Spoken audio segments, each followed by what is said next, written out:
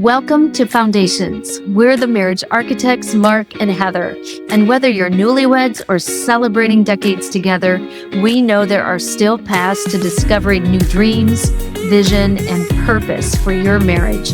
We can build a marriage blueprint for you. Just go to foundationsquiz.com or click the link in the show notes labeled quiz. God has incredible plans for your marriage. Join us today. We move around into different locations, don't we, Marc? Yeah, we like to keep on the go. Yeah. We've got a lot of fun places and great places to shoot. So that's always interesting. I live in Denver. Heather lives in Milwaukee, Wisconsin. So we have great locations, great scenery. We do. And we like to be on the move. Today, where we're at and where we're filming from is in our home. And we built this house over 10 years ago in this beautiful location that is in a farm field with barns around us. And we just enjoy nature and outside. And when we first started planning and envisioning, we talk a lot about vision, John and I, when we were envisioning the house that we were going to be building, John went out and purchased a few architectural and design books, because when you venture out, you want to learn what you're doing. Just if you're getting married, you want to learn how to build your marriage well and right. Not always. So a lot of couples have come to us, and I think my favorite part of the whole process has been premarital counseling and coaching with couples, because you get a chance to really get them even before they start the building or the planning even. They're like, where do we start? And that's what you were saying with you and John. Yeah, that's where do we start? You bought a book. We bought a book, but I'm thinking even about the early years of all of the premarital counseling that we've done with people. I guess that would be similar to this project. Absolutely. And trying to get it right. And so the book was called Get Your House Right.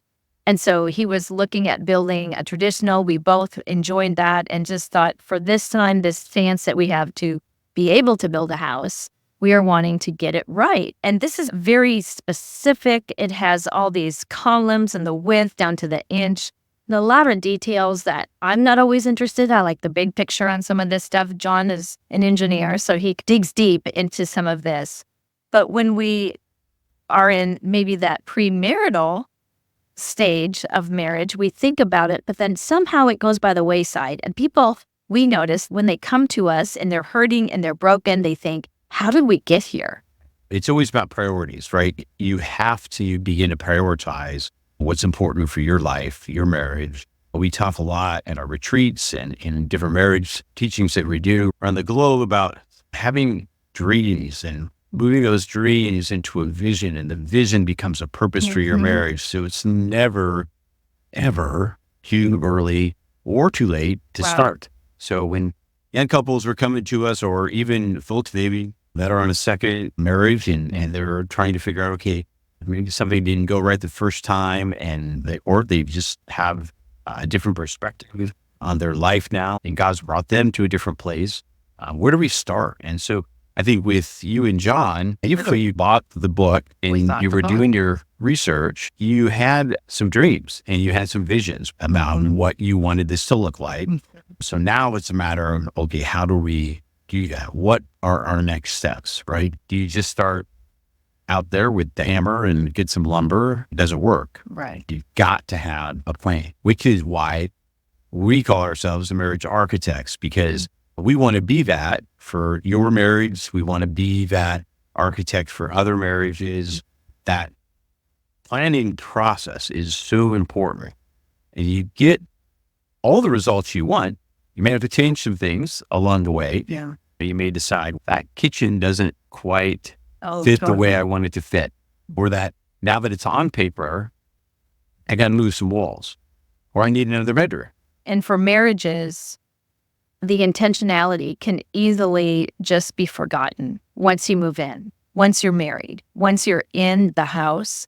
Maybe you don't always think about the maintenance of a house or the maintenance of your marriage. And so you find yourself in these places of pain and places of disconnection. And you wonder, how do we ever get here? How do we leave the plan, the blueprint? This one's super complicated. It's called life. Yes. It comes at us Yeah. fast sometimes, Very fast and fast. hard. Absolutely. Life gets in the way. That's not necessarily a bad thing, but it does. The intentionality that Heather was just referring to, Yeah. things happen, right? We may have a job change. We may have lost our job and have to move across the country. That's a big one. So I think all of that is okay. Actually, I think God sometimes puts some of those things in our path to keep us focused. You know, it's one of those questions when I get to heaven, I want to ask God, it's like, okay, things were going just fine, God. At least in my mind, what happened? Why that trial, or why that drastic change? And I think sometimes, guys, you may be a little bit too comfortable, Mark, and I needed to get your attention, get it back centered on me. The nice thing about it is those plans are totally changeable. You can go with the flow. The vision may need to be tweaked a little bit, and the purpose to line up with God's purpose for your life may be, need a little altering, but that's okay. He's the refiner. He is the refiner's fire. And so we just wanted to encourage you, if you went out and you bought the book and you're in your marriage and you've lost your way, to go back to ground zero, go back to square one, which is Jesus Christ and the Word of God. That's the ultimate. I grabbed my Bible and I said, that's the book. This right here is the book, how to not get your house right, but get your marriage right. It's part of the tool. Yes. It's probably the most important tool in the tool belt. You hear us talk about having the right tools for your marriage. This is the one you go to really daily. Well, and I want to talk about that because you might be in a place where it's the Bible, you read ancient stories or old stories, but how do I apply it practically to my life? Get Your House Right book had measurements and, very specific ways.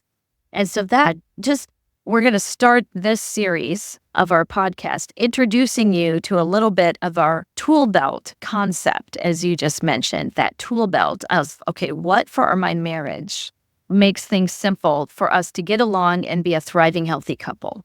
Here's the cool thing about the tools. I'm a big tool guy, love them, would buy them all the time, even though I don't necessarily need them or use them. But you build houses for a living and restore houses, flip them. And what I'm finding is that so many times I don't have a right tool. Now, sometimes I find that out before I need the tool. I'm just okay. Put it in the plan, put it in the budget. We'll get the right tools, hire the right people, whatever the case may be. Sometimes I find it out on the fly. And that just creates a little bit of stress because you got to get it. Have to improvise, have to be creative on the spot. Exactly. Sometimes in marriage, in a conversation. Totally. A conversation can all of a sudden continue. You're caught without words. Right. You don't know how to respond to each other. Or you sabotage it and sent it down the wrong direction. And you got to take a pause, right? Because you didn't have the tool, but you just fought forward anyway. I think that's all really cool because you get a chance to go out, purchase some new tools, learn how to use them. They're constantly changing, improving, growing. There's some that are the standard and the basic and the standby that you always have, but you can always explore new and learn new ways of doing it. And it's so different with God's word, with our vision and our purpose for our marriage. It's so different. I have to believe, Heather, that in your and John's marriage, whatever tools you learn, right, and you come and see year 1 through 3, you probably thought this is cool and we've accomplished a lot, but looking back on it, you got to go, man, that was pretty basic and not maybe as refined, certainly not compared to where you are now and the depth and the growth, the expectations. Yeah, absolutely. All that changes. And those hard times are just a snippet of time of what that marriage relationship is going to experience. The hard times, we even had a water problem in our basement after we refinished it and finished the basement, and it was just gorgeous. And then right before we had a plan, somebody was coming out to put an in-house generator and the pump system and the whole bit to make sure everything was fine, and it flooded. We had never flooded before, and it wasn't like there was standing water, puddles everywhere.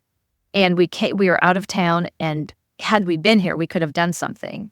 But we were out of town that weekend, and we came back Sunday, and There's a picture of John's face standing, and I just could, it was our worst nightmare. We had just finished this basement, and we had a plan, but yet the flood still came, and the water still came in our furniture. We had to rip out the baseboards and cut about a foot of the drywall all the way around where the basement was. And you needed to have that drywall repaired. Right.